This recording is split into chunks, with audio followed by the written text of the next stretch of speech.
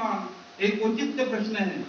क्या मैं यह जान सकता हूँ कि प्रोफेसर साहब फिर उस योजना को रख सकते हैं या नहीं, जिसकी रूपरेखा उन्होंने पहले 1 अथवा 2 संशोधनों में प्रस्तुत की थी, और जिन सब संसाधनों को इस सभा में अस्वीकार कर दिया था, वे वास्तव में अपने संसाधनों में एक विशिष्ट योजना पर अड़े हुए हैं।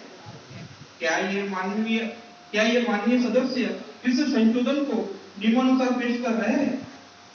प्रोफेसर के शाह कहते हैं, इस औचित्य प्रश्न पर मेरा उत्तर स्पष्ट है। मैं जानता था ये आपत्ति होंगी और इसीलिए मैंने अपने संशोधन का शब्द विन्यास इस प्रकार रखा है कि विशिष्ट आपत्ति लागू न हो सके।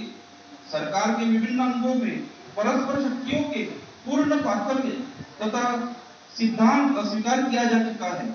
चाहे इन शक्तियों का पार्थक्य न हो और चाहे प्रधान की कुछ भी शक्तियां क्यों न हो, तो भी उनसे प्रधान के जनमत द्वारा चुने जाने में कोई बाधा नहीं पड़ती।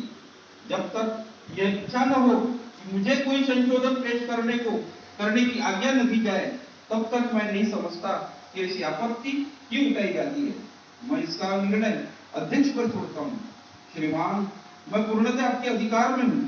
मैं समझता हूँ कि माननीय सदस्य की आपत्ति लागू हो ही नहीं सकती। इस आपत्ति के कारण तो मैंने अपने प्रत्येक संशोधन के शब्द विन्यास को इस प्रकार से रखा है कि उपाध्यक्ष जी कहते हैं, डॉक्टर AC मुखर्जी,